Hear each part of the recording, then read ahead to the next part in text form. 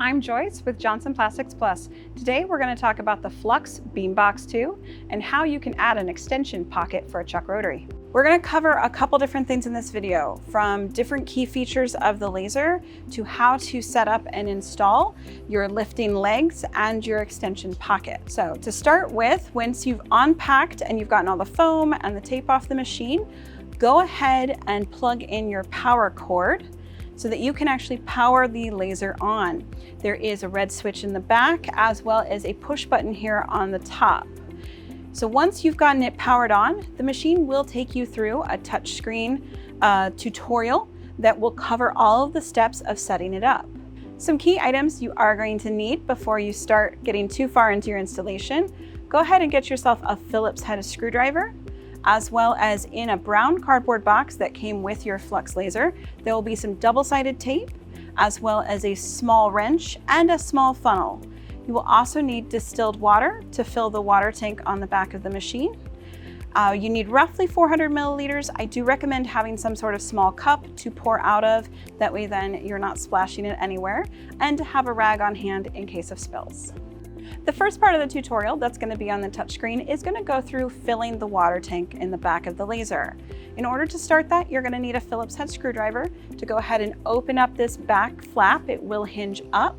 So at the same time, go ahead and grab that funnel, your distilled water, and your rag, as well as the small wrench that came with your Flux box of goodies. If you don't have that small wrench, go ahead and just grab a flathead screwdriver. I'm going to go ahead and open this so that I can access the water fill.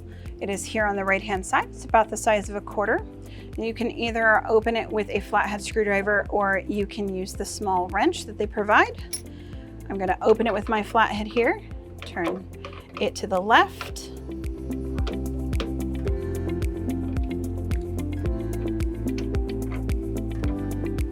Once it is open, I'm going to go ahead and insert my funnel. This is where you're going to fill your water during the water fill portion. You can look right down the funnel and see the water level as it rises and lowers. Once you're done filling, go ahead and remove your funnel.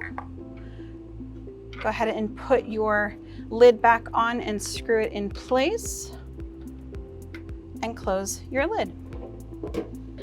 For this portion of the tutorial, this is going to go through the homing test. It's going to move the laser head to the upper left quadrant so that it can test the X and Y axis.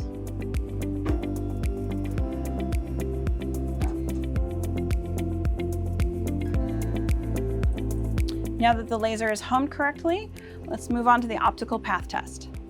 For the optical path test, I've gone ahead and placed a piece of the tape that they provided in the box here on the end of the cone. I'm going to go ahead and fire a laser pulse using the tutorial in order to test my optical path alignment. After your laser has pulsed, you should see a small dot in the center of your indentation on your tape. You'll be doing this test twice. The autofocus sits here to the right of the laser cone. There is a tab here on the right hand side. You can use that to pull it down. This is magnetic, so it will stay up on its own, but you will have to pull it down. There is also a small sensor here on the bottom that will depress when it touches material. You do want the autofocus probe to be lower than the laser cone. When not in use, go ahead and push it back up so that it sits completely flush here above the laser cone. You will want to autofocus with every material that you put in here. In order to autofocus, extend your probe all the way down and then hold the autofocus button. It is an AF button with brackets on the left and right side for about 3 seconds until the bed starts to raise or lower. This is going to reach the material. It will depress and then it will trigger it to set the correct distance between the nose cone and the material. Your material's now been autofocused. You would go ahead and lift the autofocus back up so that the probe is not at risk of being struck as the laser moves to the left and right. All right, in order to take the honeycomb out, we're going to go ahead and push the laser head to the upper left corner, and we are going to run the bed down slightly so that we don't risk striking that laser head as we take the honeycomb out. In order to lower the bed, you will use the touch screen controls here Now that the bed is down a little bit further, this honeycomb is slightly magnetic, so if you just put your fingers here and lift, it will come off the frame that is supporting it below, and you can just lift it straight out. In order to install the extension pocket, I do recommend taking this frame out temporarily. This will need to be in place for the chuck rotary when we go ahead and put that in place, but right now I'm just going to lift it straight out. There are brackets that sits on here in the back and the front. Now down here at the bottom, we're gonna go ahead and take out a panel. I've actually already removed this panel. There are 6 screws, and this is held in place with magnets, so you'll need to kind of get that out of the frame it's sitting in. Once you've removed that, you can install the extension pocket that drops down here, and you're going to go ahead and use the screws that were on the bottom and just put them in the same holes. This also has corresponding magnets here to hold it in place as well.